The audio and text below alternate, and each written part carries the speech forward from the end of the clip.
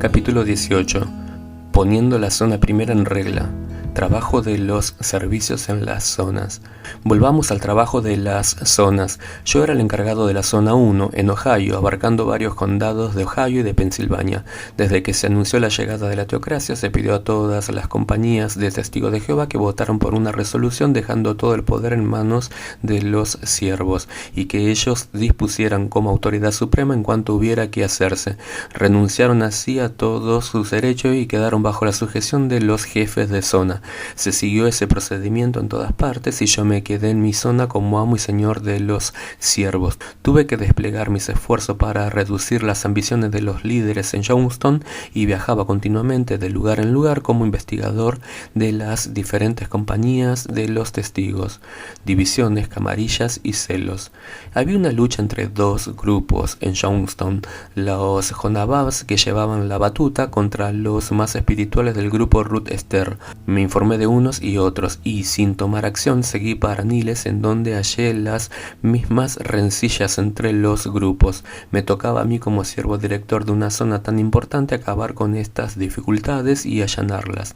En Warren el pleito era entre tres grupos y la maraña por lo tanto más enredada. Parece que mis decisiones no ayudaron en nada. El juez me mandó una carta o un ultimátum de 22 páginas en donde a final de cuentas me echaban de mi puesto. Indicaban que contestara a todos con un sí o un no. ¿Iba yo a cooperar? No me sorprendió el largo escrito. Mis experiencias en Magdeburgo me enseñaron a no temer a nada y estaba yo fortalecido. Estos nuevos mandarines inexpertos en la teocracia no me iban a asustar. Mi afán se reducía a ser de mi zona. Sigue la lucha. En la convención verificada en el 1939 en el Madison Square Garden de Nueva York íbamos a tener seria oposición. El recinto estaba abarrotado de gente, teníamos varios grupos armados de gruesos bastones. Eran los falangistas, que intervendrían para apaciguar la multitud si se mostraba rebelde. Mi sección estaba en su puesto y vimos que llegaban muchas personas trayendo bolsas de papel con tomates podridos para usarlos como proyectiles contra nosotros. Apenas empezó a hablar el juez, llovieron sobre él los tomates. Nosotros entramos en acción y dispersamos la multitud a garrotazos. Yo rompí mi bastón en dos en la cabeza de uno de los asaltantes. Salí bien aporreado y con la camisa hecha jirones, agasajado y advertido. El juez me llamó a su oficina para felicitarme por mi arrojo y por la hazaña de Hubbard. Parecía darme oportunidad para que dejase el campo y volviese a Bethel en la calle Adams de Brooklyn. Yo no me di por entendido. Levantó un papel que le había sido enviado por la camarilla y me lo dio a leer. Se me acusaba de tener una conducta liviana con las muchachas jóvenes. El juez me reconvino, pero podía verse que él no creía en esa acusación que se me hacía. Me zahirió, sí, porque vio mi firmeza de no inmiscuirme en los asuntos de Bethel y me hizo parecer muy inútil y hasta desacreditado. Me iban a retirar del frente y colocarme atrás y después a eliminarme por completo.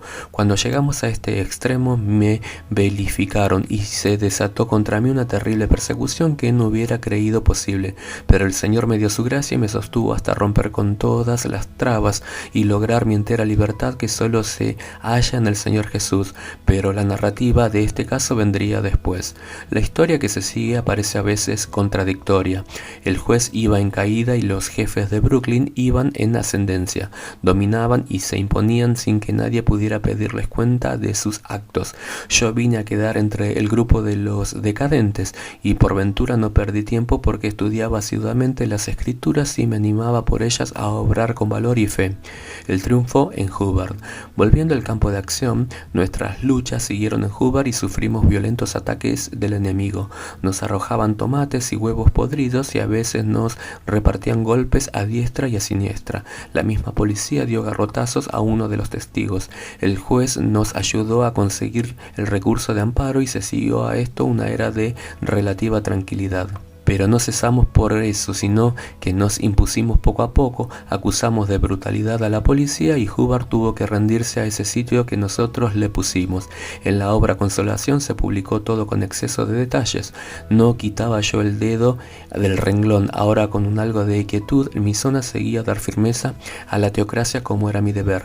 La guerra mundial, que tomó incremento después de lo sucedido de las fuerzas americanas en Pearl Harbor, alteró nuestros planes de trabajo, se disolvieron las zonas y cada uno quedó sin más apoyo que sus propias fuerzas.